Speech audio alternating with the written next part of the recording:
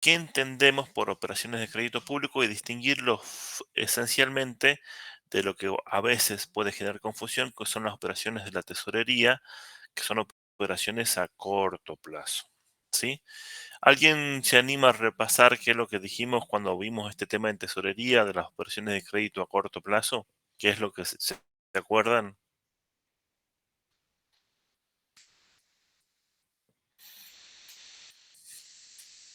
¿Nadie?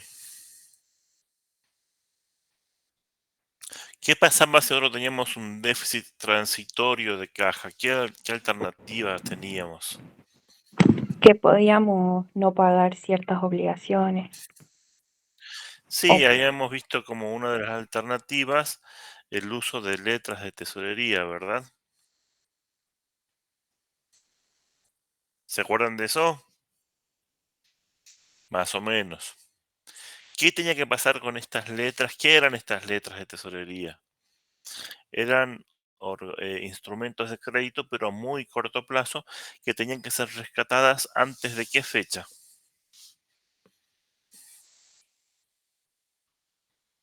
¿Nadie? Debían ser rescatadas dentro del ejercicio, ¿sí? Antes del 31 de diciembre. Esa va a ser una de las diferencias cuando hablamos de operaciones de crédito público, que son operaciones a mediano y largo plazo. Había sido muy famoso una operación de crédito público tomada hace un par de gestiones, que era a 99 años.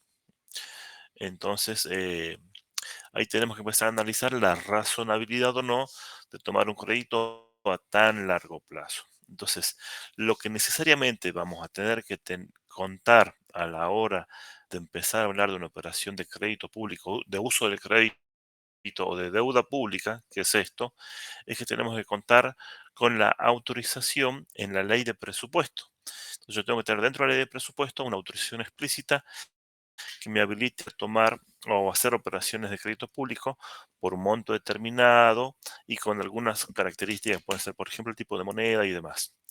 Esas características pueden no estar en la ley de presupuesto, pero el monto necesariamente va a tener que figurar y luego en una autorización específica para cada operación, porque para concretar la operación, más allá de que debemos contar con las autorizaciones dentro de la estructura del Poder Ejecutivo de los órganos coordinadores, nosotros teníamos, les comparto una filmina que yo se las di ya anteriormente.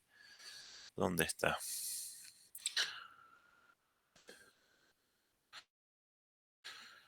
No está acá. Bueno, ya la busco.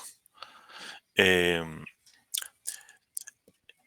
yo les decía que esencialmente todos los organismos del Estado, tanto de administración central como organismos centralizados, en su mayoría son haciendas erogativas que administran el gasto.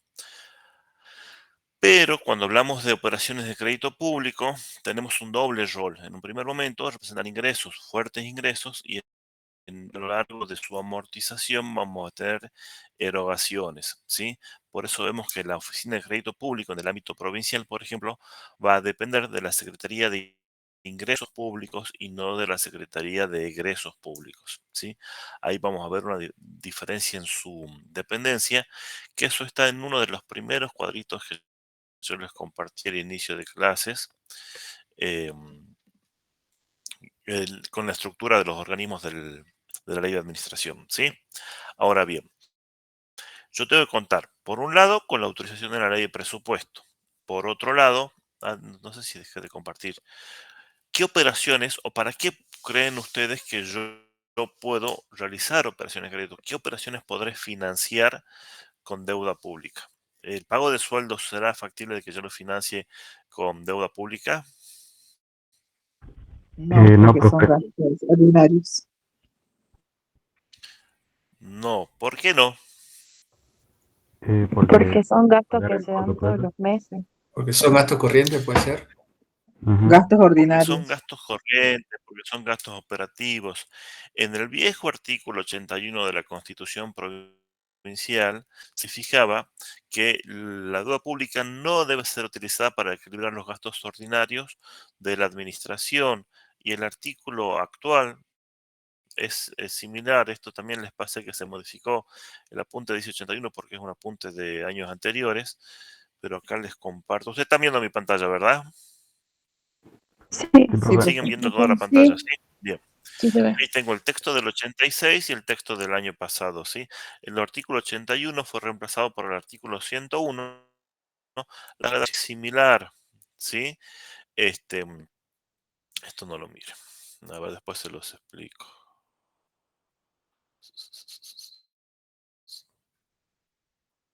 Ahí está. La redacción es similar, pretende dar un poco más de detalles, pero también se prevé que no deben ser utilizados para equilibrar gastos corrientes y sí que tiene que tener una ley especial de autorización con las 2/3 partes de la totalidad de los miembros.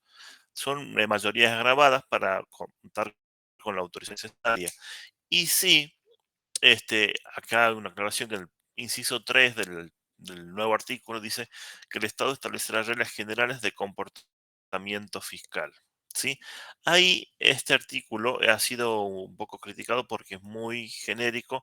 El comportamiento fiscal, si bien el crédito público está dentro del comportamiento fiscal, la política fiscal del Estado abarca toda digamos, abarca más allá de las operaciones de crédito público. Todo lo que tiene que ver con el equilibrio entre recaudación o recursos y erogaciones es política fiscal. Entonces, más abarcativo que solamente las operaciones de crédito público. Si se fijan reglas de comportamiento del crédito público con parámetros claros para el comportamiento fiscal, va a depender de la reglamentación que todavía no ha sido emitida.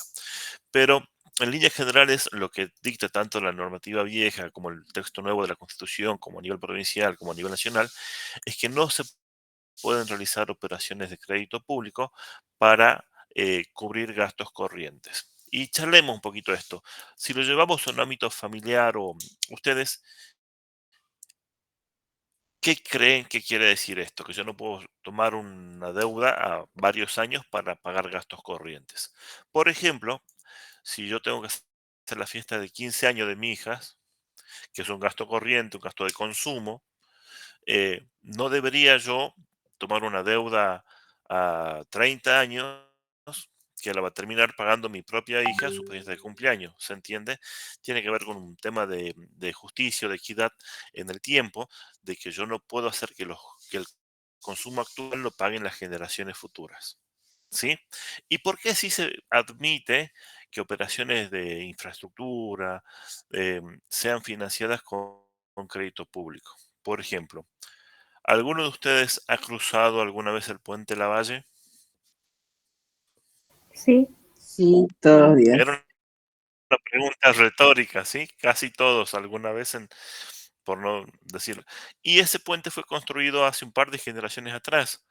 Entonces, las obras que van a ser utilizadas por la generación actual y van a ayudar también a las generaciones futuras, al bienestar, a la cantidad de infraestructura, a la calidad de los servicios públicos y demás, se admite que sean financiadas con operaciones de crédito público que sean pagadas por la generación actual y también en alguna medida por las generaciones futuras que también van a hacer uso y goce de los beneficios generados, por ejemplo, por la construcción de un puente. ¿Sí? Esta equidad o equiparación en el tiempo es lo que admite o lo que permite que se utilicen operaciones de crédito público para, por ejemplo, para construir un puente. ¿Se entiende el concepto, la esencia de lo que quiero decir? Sí, profe. Sí, profe. sí. Perfecto. Los órganos rectores a nivel nacional se llaman igual con una sola palabra de diferencia. A nivel nacional es la Oficina Nacional de Crédito Público y a nivel provincial es la Oficina de Crédito Público. ¿Sí? Lo importante son las competencias. Y acá vamos a ir enseguida a una de de las imágenes que yo les pasé, no son filminas. ¿Sí? Tenemos que organizar la información de todo el mercado de capitales, coordinar las ofertas de financiamiento recibidas. Acá ustedes imagínense que ustedes como provincia y más aún como nación son un agente económico de gran envergadura, significativo, pero si nos paramos en un contexto internacional, eh, la provincia mucho menos y la nación últimamente no tanto, no tenemos la relevancia que supimos tener años anteriores. Entonces, a la hora de medir el porcentaje, por ejemplo, de la economía argentina del mundo, no tenemos tanta relevancia como los argentinos creemos tener, que nos consideramos muchas veces el centro del universo. Entonces, tenemos que ver cómo se mueven los mercados de capitales a nivel internacional, cuál es la tasa de interés a la que está accediendo y cuál es la tasa de interés, por ejemplo, a la que me están prestando a mí. Y acá vamos a introducirnos en un concepto muy importante, el concepto de riesgo país. Eh, Ustedes, cuando le tienen que prestar plata a un amigo que ya le prestaron alguna vez y les falló, ¿le prestan de nuevo? Sí, muy amigo, sí. Y depende. Depende. Honduras. Depende, ¿sí? Dicen que la primera vez que yo presto plata y me falla, es culpa mía, es culpa del que no me paga, y la segunda vez que presto y no me pagan, o sea, yo supongamos del hecho de que no me pagaron, la segunda vez que yo presto, sabiendo que ya no me han devuelto la primera vez, es culpa mía. La primera vez puede ser culpa del otro, la segunda es culpa mía y no me tengo que quejar. Yo cuando le presto a un amigo falluto ya casi como que sé que se lo estoy regalando, que no me lo va a devolver, ¿verdad? Y ahí, como decía algún amigo, depende del nivel de amistad y demás. Ahora, Luego firma un pagaré, profe. pongamos que sí, y aunque le ejecutes el pagaré, si es muy amigo, te vas a pelear y vemos. Pasa lo mismo con por ejemplo, con el FMI y Argentina. Eh, Cuando el FMI le presta a Argentina, sabe que Argentina es un mal pagador. Y aún así le prestó la última vez y hizo el préstamo más grande de la historia del FMI a una economía en riesgo, ¿sí? Lo que quiere medir el riesgo país es, y por decirlo en algunas palabras muy simple, es la reputación. Se utiliza sobre todo para las economías emergentes, entre ellas las latinoamericanas, particularmente para nosotros nos interesa la economía argentina. Hoy el riesgo país de Argentina ronda los 1.400 puntos. ¿Qué significa eso en concreto? Cada 1.000 puntos de riesgo país, yo tengo que pagar una tasa adicional del 10%, ¿sí? Partiendo de una tasa base, que es la tasa que paga la Reserva Federal de Estados Unidos por los bonos que emite, porque así como la Argentina emite títulos y bonos, todos los países lo emiten, ¿sí? Y se considera que el país que no tiene riesgos de no pagar un bono en dólares es Estados Unidos, esencialmente porque tiene la fábrica de dólares. Si necesita más dólares, los puede emitir y los coloca en el exterior. Inclusive si emite para pagar deuda afuera, ni siquiera va a ser moneda que va a hacer circulación local y ni siquiera les va a generar inflación.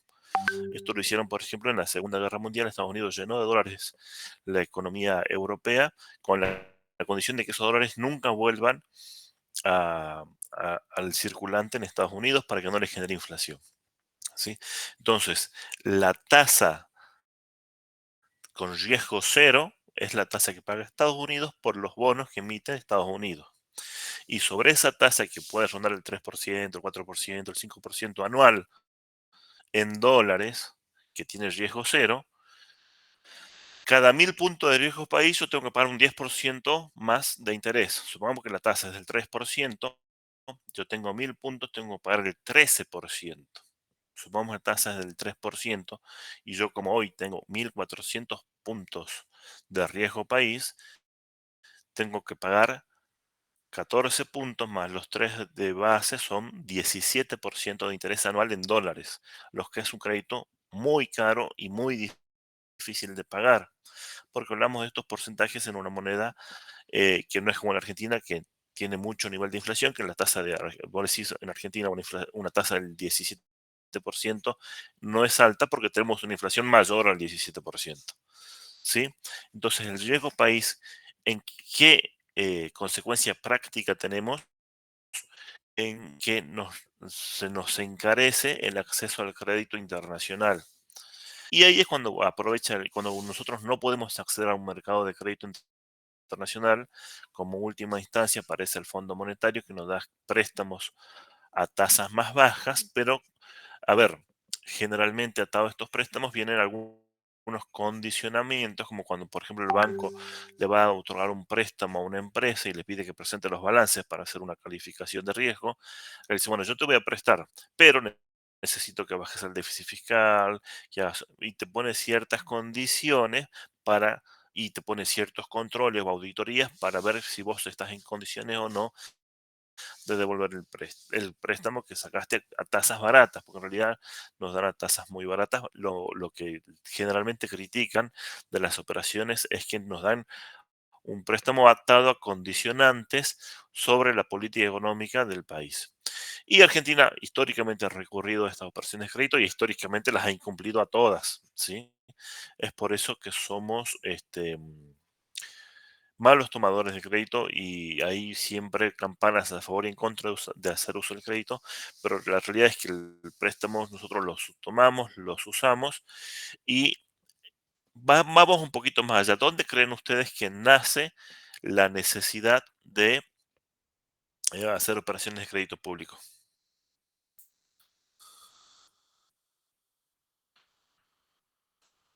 Les voy a compartir al WhatsApp y lo voy a pasar ahora enseguida, un videíto que habla de esto. Bueno, se lo comparto para que lo vean, pero en síntesis. Si yo tengo déficit en un año, ¿cómo lo equilibrio si ya no puedo recaudar más? Gasto menos. Lo equilibrio pidiendo. Tengo dos caminos. Tengo, si ya pasó el ejercicio y no he realizado operaciones de ajustes, no he gastado menos, tengo el déficit, tengo el desequilibrio, tengo dos caminos. Uno, hacer uso del crédito, ¿sí? Ujú. Suponiendo siempre que los créditos son para operaciones de gastos de capital, así que no son para gastos corrientes. Suponiendo. Y segundo, como otra alternativa, tengo emisión monetaria. ¿Sí? Argentina ha usado las dos cosas.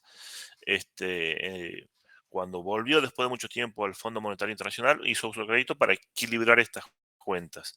Y cuando ya no tuvo quien le preste más, ni en el mercado de capitales privado, ni en el mercado, ni el Fondo Monetario le quería prestar más nada, ¿cómo se tuvo que financiar los gastos del Estado?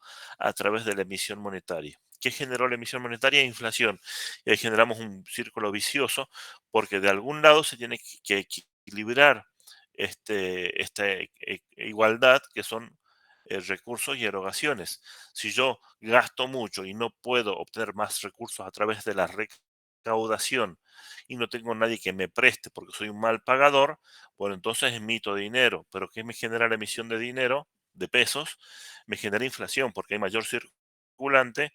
Y bueno, y ustedes ya lo vieron por la teoría cuantitativa del dinero en economía de primero. ¿Se entiende? Sí, sí, profe. Profe, Perfecto. Sí, profe. Bueno, a todo esto, ahora les comparto lo que quería que vean. Nosotros antes de la reforma teníamos esta situación. No sé si ahí se ve.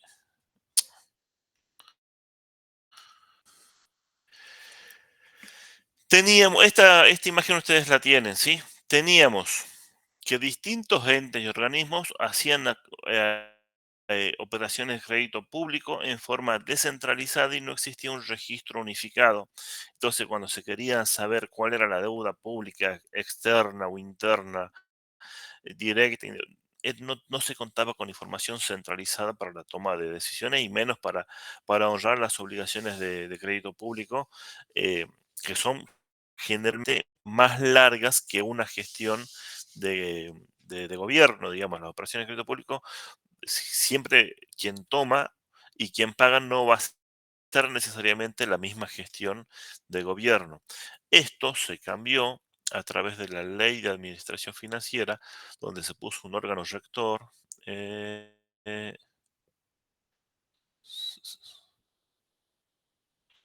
a ver si ahí se puede abrir mejor. Ahí está. Donde a través del órgano rector, ¿dónde está? acá estamos. Se centralizó la información, que es uno de los principales objetivos de la oficina, mantener un registro actualizado de todos las operaciones de créditos que tiene el sector, ya sea provincial o nacional, de los vencimientos y para poder realizar una planificación, una programación y honrar estas obligaciones, ¿sí? Si son internas, si son externas, si son en pesos, si son en dólares, pero de una forma centralizada, contar con información que antes era una información totalmente anárquica porque cada unidad de organización podía tener información que no estaba necesariamente consolidada. Entonces, una de las cosas más importantes que logra en este aspecto, sí, dentro de los sistemas, que la contabilidad siempre se llevó más o menos, pero esto de tener un registro actualizado de todas las operaciones de endeudamiento antes de la ley de administración financiera no se tenía, ¿sí? Ahora, ¿cómo pueden ser las operaciones de crédito? Y ahí les abro otra de las. Yo tengo que puede ser directa, cuando directamente la nación o la provincia, o indirecta cuando yo otorgo o avales o garantías. Por ejemplo, suele suceder que el gobierno nacional le otorgue igual una garantía a algún gobierno provincial o a algún gobierno municipal para alguna operación de crédito. Entonces, pese a que el deudor directo puede ser la provincia, yo tengo que tener un registro, porque si el deudor directo no cumple, yo que he otorgado un aval o una garantía, voy a tener que responder esa obligación. Puede tener una deuda que puede ser interna o externa. Y esto no tiene tanto que ver con quién toma el crédito, con quién otorga el préstamo, sino con la justicia y el lugar donde va a ser exigible. Si la deuda se va a someter a la justicia local, a la justicia argentina, es deuda interna. Por eso ustedes ven ahí en el dibujito, está el dibujito de un juez, pese a que acá en Argentina no usan esa peluca, pero para que lo tengan gráficamente. Y si yo me voy a someter a una justicia externa, como puede ser la Corte de Estados Unidos o de Inglaterra o de donde ustedes quieran, va a ser una deuda externa. ¿Puedo yo, el profesor Raúl Aguilera, comprar un título de deuda pública externa argentina a través del mercado? Sí puedo.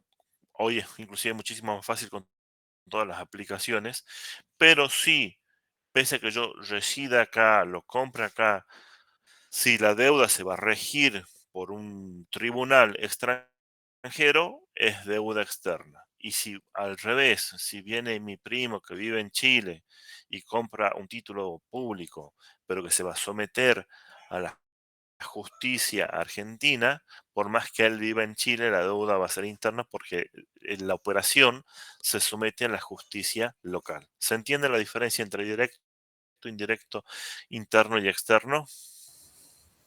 Sí, profe. Chicos, Sí, perfecto. Ahora Sí, sí, Sí, profe. sigamos profe. con la otra presentación. ¿Sí?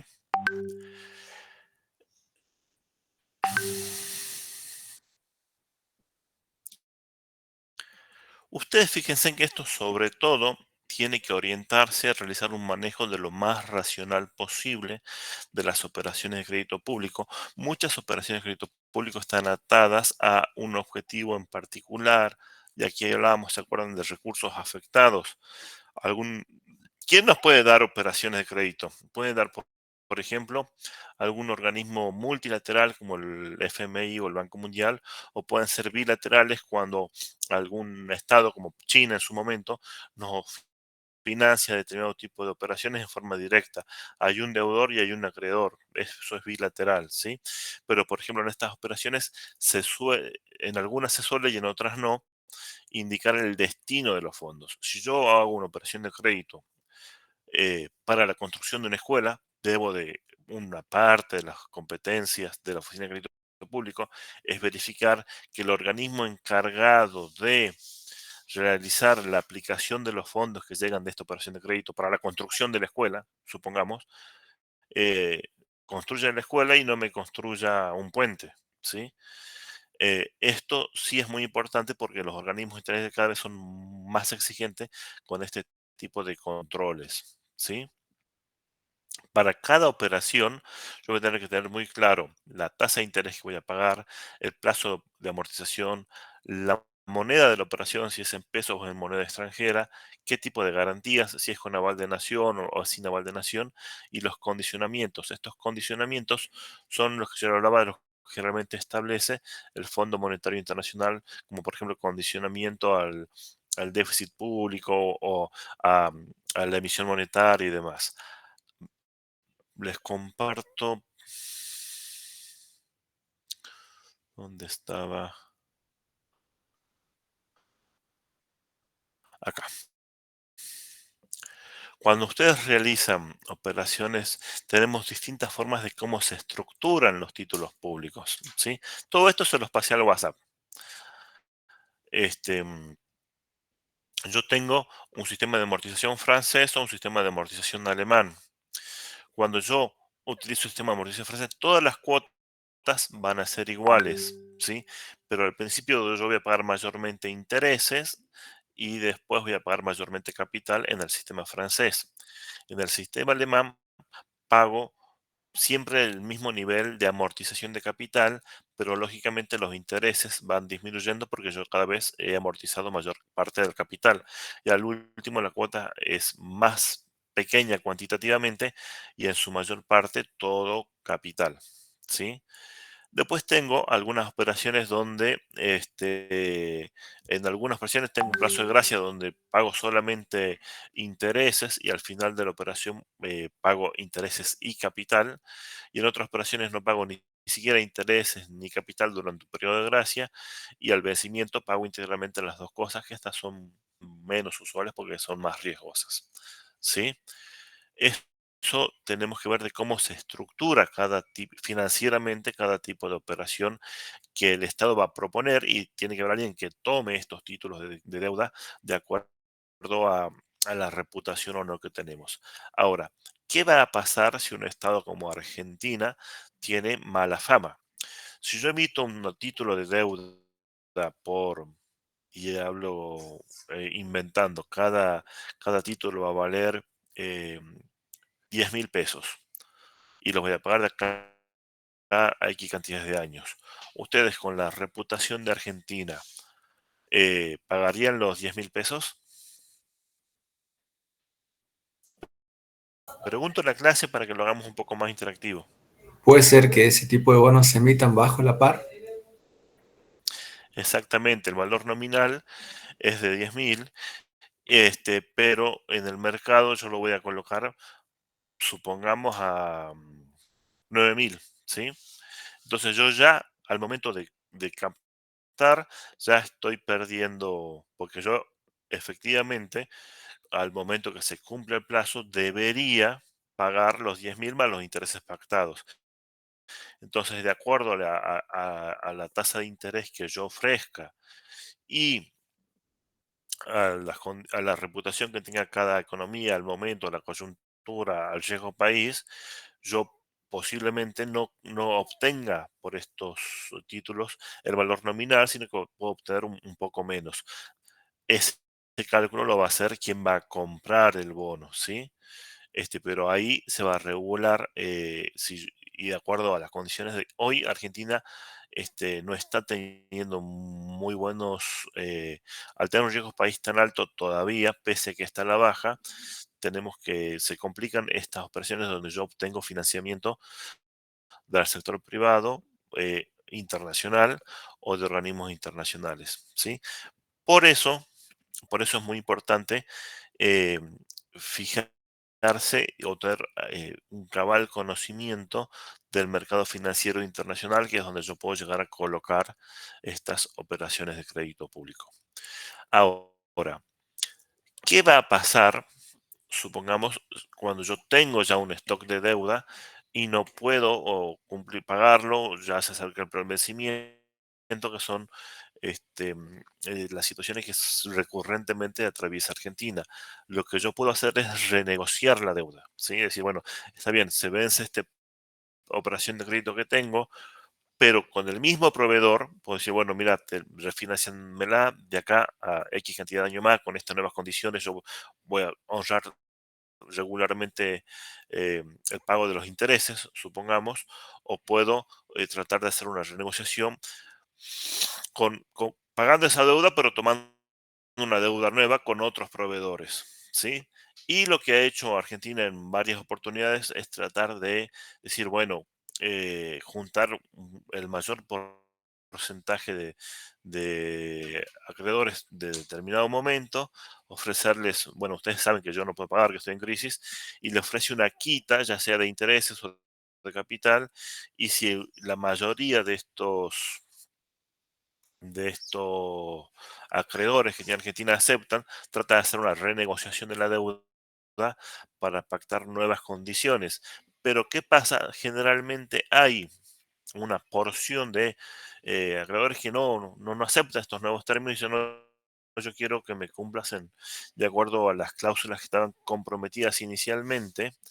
Cuando los nuevos acreedores aceptan esta renegociación, se suele incluir una cláusula que dice, bueno, cualquier pago que vos hagas por encima o oferta que hagas por encima de lo que me estás dando a mí a otro grupo de clientes, no de clientes, de proveedores, me tenés que dar por lo menos lo mismo. Supongamos, yo tengo dos grupos y al grupo A le ofrezco determinadas condiciones y con el grupo B, que no me aceptó, pero que es el 5% de la deuda, y bueno, en determinado digo, bueno, te pago un poco más de lo que ofrecía al inicio, pero aceptame, bueno, automáticamente le tenía que pagar esas nuevas condiciones a todo el conjunto, y por eso es que estas operaciones de renegociación de deuda son muy complicadas y generalmente terminan en litigios y generalmente en cortes que no son argentinas, sino que son internacionales.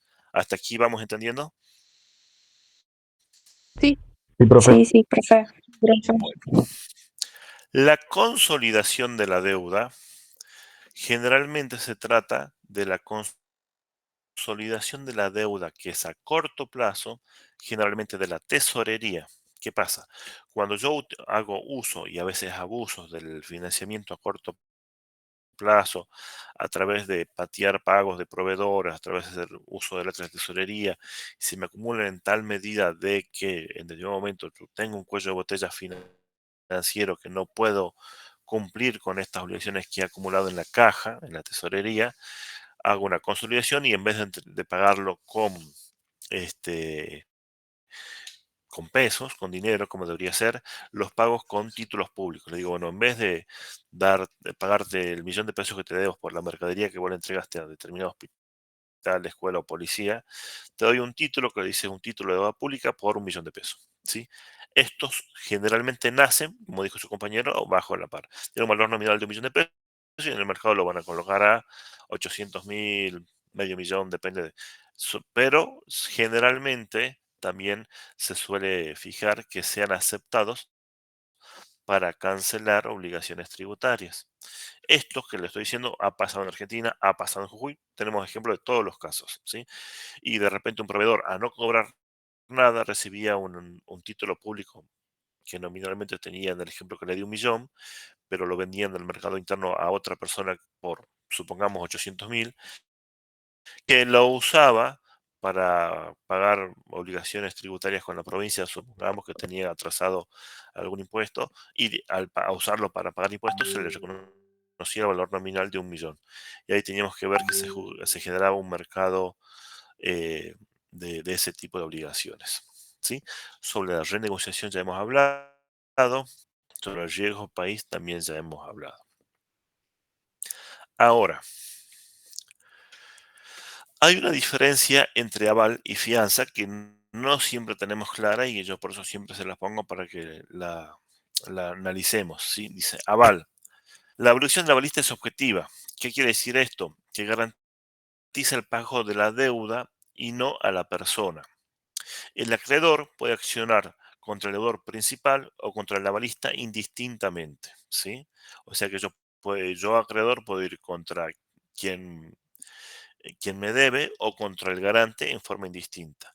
Con la fianza es distinta, porque yo primero tengo que actuar sobre el acreedor principal y si no me cumple, recién puedo actuar en segunda instancia contra quien otorgó esa fianza. ¿Se entiende la diferencia entre aval y fianza? Sí, profe. Sí, profe. Perfecto. Estos son conceptos que creo que a veces ven en administración financiera, pero no viene mal repasarlo. No sé si ya la cursaron o no, o la están cursando. Lo vimos un poquito el otro día en Derecho Concursal, profe, justamente Ah, por los también. públicos. Perfecto. Bueno, la distinción entre interna y externa ya la vimos. Esta filmina entonces ya estaría casi completa. Voy con la otra.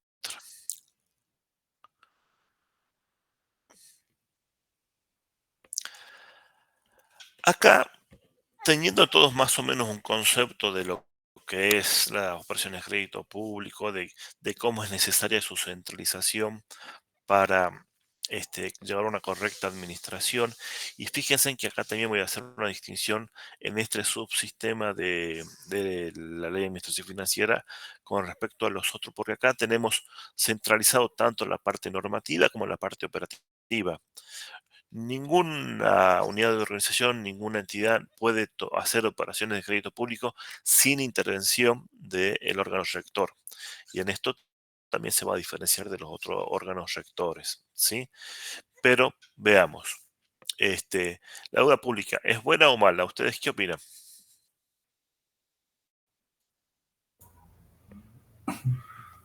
Vamos, Depende cómo se use. Sí, depende. Puede ser muy malo buena y respuesta. muy mala también. Depende. ¿Por qué? Cuando ustedes en la parte privada hacen uso del crédito en cualquier empresa, ¿cuándo es bueno y cuándo es malo el uso del crédito en cualquier empresa? Cuando me permite incrementar la rentabilidad es buena, por ejemplo.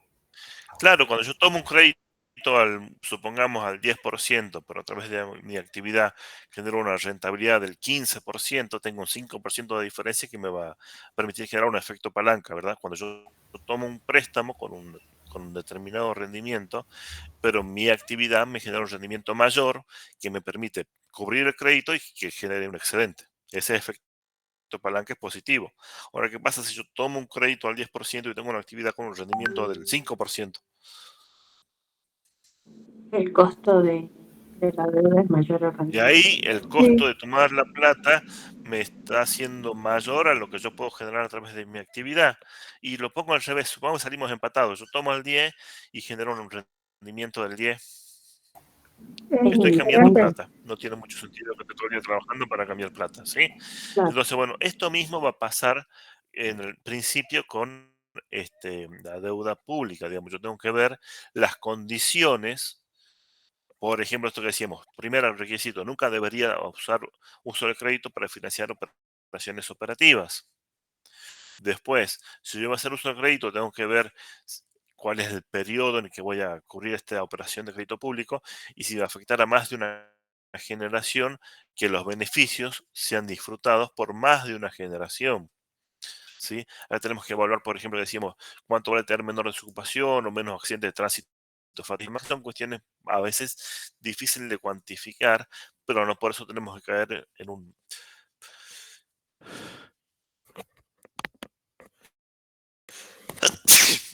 Perdón.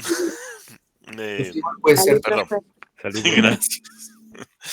Sí, entonces ahí tenemos que realizar, digamos, el objetivo de tener un sistema centralizado que maneje las variables del mercado internacional de capitales, que me maneje el stock de la deuda y demás, era una correcta gestión, una correcta administración de las necesidades de financiamiento del gobierno, de poder cumplir en tiempo y forma con sus obligaciones y que me permitan revertir esta mala reputación que tiene Argentina para que a lo largo del tiempo pueda bajar el riesgo país y poder acceder a financiamiento internacional a un costo razonable.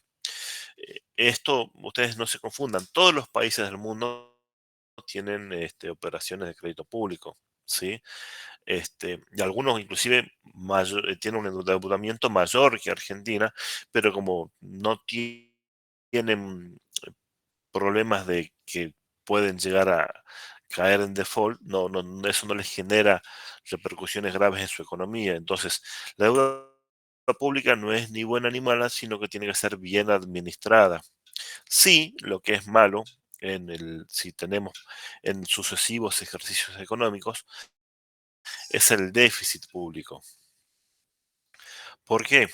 Porque el déficit público significa que yo en concreto estoy realizando más gastos de los que puedo financiar con las actividades ordinarias del Estado, ¿sí? Y eso sí me puede llegar a generar a tener que realizar operaciones de crédito público que no estén en las mejores. ¿Qué pasa cuando el mejor préstamo que ustedes van a poder tomar es el préstamo que ustedes no necesitan? Eso por ahí también lo van a ver cuando realicen cuando ustedes no necesitan el préstamo el más conveniente. Ahora, cuando ustedes tienen que tomar un préstamo sí o sí porque no pueden equilibrar sus cuentas de otra manera, van a tomar plata prestada de quien se las preste. En el caso de Argentina, por ejemplo, era el Fondo Monetario. ¿Por qué tomo con el Fondo Monetario? Porque nadie más le prestaba, ¿sí? Entonces, iban a tener que asumir las condiciones de la tasa de interés y demás no eran malas las que brindaba el fondo, pero por ahí sí son muy exigentes con las obligaciones anexas, que son las condiciones que mucha gente critica. Pero bueno, si nadie más me presta y tengo un déficit que cubrir, tengo que recurrir a eso. ¿Se entiende? Sí, profe. Perfecto. Y después, los objetivos del sistema de créditos públicos son organizar bueno, este es un resumen de lo que dijimos hasta ahora. Organizar el acceso a mercados locales e internacionales de capital y contar con información necesaria de ello, ¿sí? Administrar la cartera de pasivos del gobierno, o sea, tener el stock de la deuda y correctamente los vencimientos y el perfil de endeudamiento, si es deuda interna, si es externa, etcétera, etcétera. Y mantener un registro actualizado de cada operación que me permite programar y administrar, honrar de la mejor forma posible las obligaciones y tener, por ejemplo, información para si yo tengo determinadas operaciones y las condiciones, porque el mercado de capitales, como cualquier mercado, tiene vaivenes, tiene altos y bajos, donde las tasas internacionales suben y bajan. Si yo tengo deudas públicas, una tasa alta y el mercado de capitales, por el motivo que sea, está otorgando crédito a tasas menores, a mí me conviene tomar un crédito nuevo y pagar el viejo y de esta forma disminuir los intereses que pago en forma eh, de realizar una correcta administración financiera de este stock de deuda que puede tener el Estado. ¿Sí? Esta ya la vimos. Y bueno, creo que con eso les paso. Están con todos los temas que eran para hoy. ¿Dudas, consultas?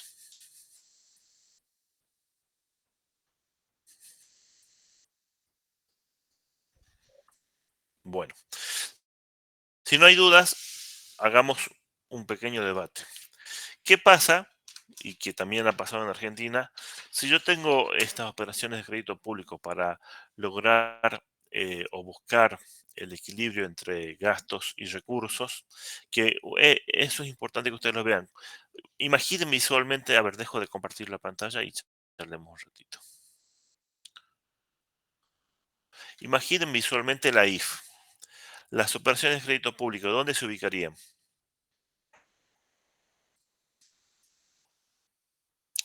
En la parte de fuentes de financiamiento, cuando tomo el crédito, y en las partes de aplicaciones financieras, cuando pago el capital, ¿verdad? Sí, profe. Entonces, mayormente van a estar por abajo de la línea. ¿Sí? Nosotros trazamos una línea, están por abajo de la línea. La excepción serían los intereses que van en la parte de arriba como gastos corrientes, solamente los intereses. A esta imagen le quería. Esta. No.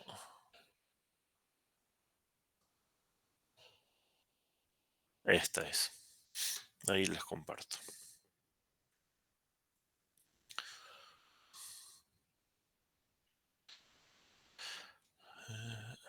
Ahí está. ¿Cómo está compuesta cada cuota que nosotros pagamos en cada operación de crédito? ¿Sí? Tenemos por un parte la amortización del capital, Sumado a eso, vamos a tener los intereses por haber accedido al préstamo de este capital, al crédito, y vamos a tener algún gasto de comisiones, gastos y demás que van a formar parte. Nosotros vamos a centralizar nuestro análisis en los dos primeros, en la amortización de capital y en el pago de los intereses que van a estar presentes en cada cuota. ¿Sí? La amortización de capital dijimos que va a ser una aplicación financiera y los intereses van a ser gastos corrientes dentro de lo que es interés de la deuda pública. Pero sepan o tengan presente que cada pago o cada cuota, generalmente vamos a encontrar estos tres conceptos en cada servicio de la deuda. Esta imagen también se las pasa, me parece. ¿Sí? Sí. Entonces, si todos podemos llegar a tener uso del crédito, ¿por qué el Estado se financiaba a través de la emisión monetaria? En algún momento, Y eso es bueno, es malo. era una cuestión más que nada de crítica, me acuerdo, porque lo criticaban mucho a Macri por haber tomado la deuda, digamos, y como que sería un poco raro que ellos hagan lo mismo, siendo que igual Sí, creo que el gobierno de también Alberto le... tiene que ver con eso. Ujú. Es decir, la toma de deuda también tiene que ver con cada uno de los gobiernos, porque, por ejemplo, cuando entró Macri es como que había una era de esperanza de que iba a haber un cambio, entonces a los mercados como que le Ojo, ojo, dio esa... ahí les hago una pausa. Si ustedes analizan eh, las cuentas de inversión de Macri, de la gestión anterior a Macri y de la gestión posterior a Macri, todas tenían déficit. Sí, No sé, digamos, después de la primera presidencia del presidente Kirchner, no de la presidenta, ahí hubo un periodo donde no había déficit y después generalmente tuvimos recurrentemente déficit en el sector público. Esto, el déficit, yo siempre les explico que es una variable de flujo, es el resultado del ejercicio del año.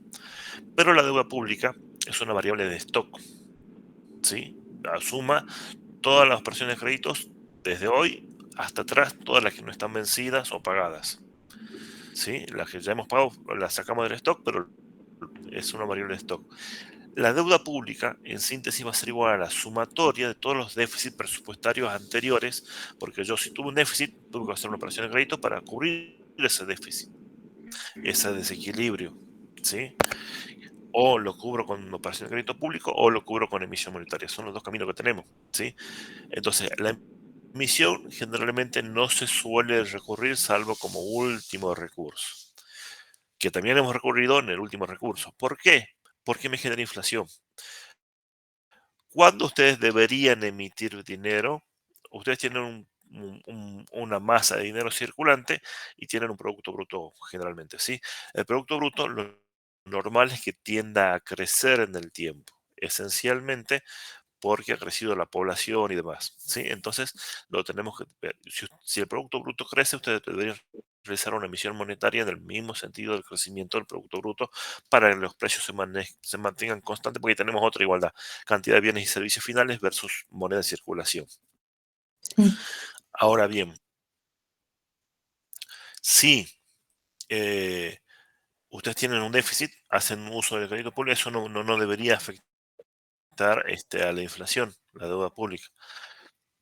Pero cuando ustedes no pueden acceder al mercado internacional porque se les cerraron las cortinas, porque tenemos un riesgo país demasiado elevado, porque ya directamente nadie decide no prestarnos y siguen teniendo déficit en el sector público, no queda otra que recurrir a la emisión y eso fue lo que generó mucha inflación hace mm, una gestión, ¿sí? Entonces, necesariamente si ustedes emiten descontroladamente, eso va a desembocar en la inflación y tienen dos caminos. Uno es emitir o el otro es racionalizar los gastos públicos, dejar de tener déficit. Lo que genera la deuda pública mala es el déficit. Una deuda pública racional y correctamente administrada es aquella deuda pública que, como en el sector privado decíamos, genera un efecto palanca, es aquella pública, por ejemplo, tomada para mejorar la infraestructura del país, que yo un tanto por ciento de intereses, pero el PBI creció más. Entonces ahí me genera un efecto palanca positivo, porque yo hice uso del crédito, tengo que pagar capital, tengo que pagar intereses, pero los beneficios para la economía del país de esa operación de crédito se van a pagar solo con el crecimiento del PBI que me va a generar esa operación. ¿Se entiende? Sí. Sí, profe. Sí, ¿Dudas? ¿Consultas? Un ejemplo de buena deuda sería los bonos verdes que emitió Jujuy para hacer el parque de Cauchari. No voy a dar ejemplos sobre casos concretos porque menos muy locales, ¿sí? Porque no. Pero, por ejemplo, una deuda pública buena sería una deuda en infraestructura que me permita a mí que la actividad económica, ya sea de la provincia, de la región o del país, crezca más rápido que los intereses que me va a generar, o sea, que yo a través de la actividad económica generada en consecuencia de esta obra en infraestructura, genere los recursos necesarios para cubrir la deuda que he tomado y que me genere un excedente, inclusive que me permita mejorar la condición de vida de la población, el nivel de ingresos de la población. ¿Se entiende? Bien, sí, Sí, profe. Pero sí, excúsenme, no voy a dar ejemplos ni local. Cuando hablo con plazo de tiempo de 5 años para atrás, donde ya no hay problema, pero si nos metemos con lo contemporáneo, ahí es más difícil ser objetivo, porque todos vivimos en este contexto. bien. ¿Sí? ¿Alguna otra consulta, chicos? Profe, entonces, teniendo en cuenta, digamos, la deuda nacional no de estos últimos años, pero, o sea, en general, no se tomó deuda buena, ¿no? O sí, porque por lo general era para pagar más deuda, ¿que no? Eh, las operaciones de tomar deuda para refinanciar tampoco no es ni buena ni mala, digamos. Todo depende del... A ver, si vos podés procedes a refinanciar una deuda porque esencialmente no la podés pagar y accedes a una buena refinanciación o una buena renegociación de la deuda, no es malo. Cuando haces una renegociación que te condonan interés y demás, en general no es malo en sí mismo. Pero, como en cualquier economía, se los vuelco a la economía personal para que ustedes lo razonen. Que ustedes tengan un préstamo no es malo. Lo malo es que no lo puedan pagar o que tomen un préstamo que ustedes saben que no lo van a poder pagar. O que tomen un préstamo para comprarse un auto, se vayan a bailar todos los fines de semana y se gasten la plata que era para el auto, ¿sí? Entonces, tienen que ver cómo administran los recursos de la deuda y eso es ahí donde cada vez están siendo más exigentes los organismos internacionales de ver cómo se administran los fondos que si se otorgó para construir una escuela, se apliquen para construir una escuela. ¿Sí? Y lo malo de esto es que ustedes conocen el dicho, hazte la fama y échate a dormir. Bueno, cuando un país tiene mala reputación, se lo ve con malos ojos desde el exterior, eso es lo que mide el riesgo país. Y si el riesgo país es muy elevado, es muy difícil hacer uso de crédito racional.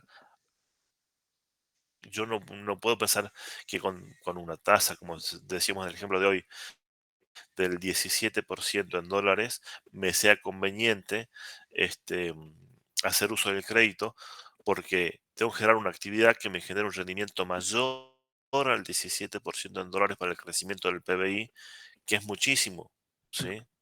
Entonces, em, hoy, con el riesgo país que tiene Argentina, como que tienen las persianas que no es conveniente, pero también es lógico que un inversor del extranjero diga, a ver, si yo tengo para invertir en Chile y Argentina, y Chile tiene un riesgo país menor a Argentina, ¿ustedes dónde invertirían? Y partimos del pensamiento de hombre económico, aquel que me maximiza el beneficio donde tengo menos riesgo. Claro. ¿Se entiende? Claro, pero profe, ahí no habría que ver también el equilibrio, que si hay más riesgo hay más rentabilidad.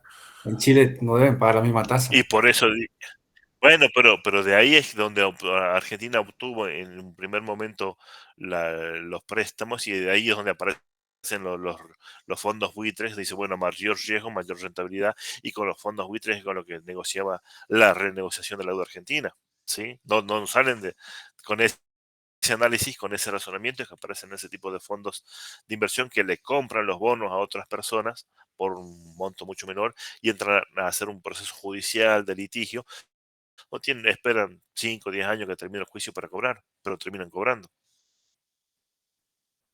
A esos fondos les conviene comprar los paquetes al último, cuando ya el otro proveedor ya sabe que no lo va a cobrar y te los venden por un valor abajo del nominal y ellos afrontan los gastos judiciales. ¿Me explicó? Sí, profe. Sí, sí, sí.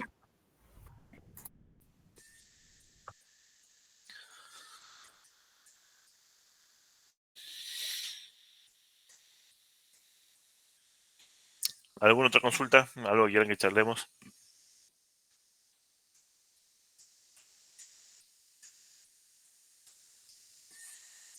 Bueno, cualquier cosa tienen ahí el material de consulta y demás. eh, y nos estaremos viendo, Dios mediante, la semana que viene. A ver si se soluciona el tema de los colectivos. Bueno, profe. Bueno, Sí, Bueno, profe, que luego tengan buen fin de semana porque ya no nos vemos. Que descansen. nos Hasta vemos, luego. Hasta luego. chicos. Y Sí, lean, sí. Tengan vamos, Buena lean, semana, Chao, profe. chicos. lean bibliografía. Nos creo. vemos si Dios quiere. Adiós. Chao. Chao, profe. Adiós. Chao. Buen fin de Hasta luego.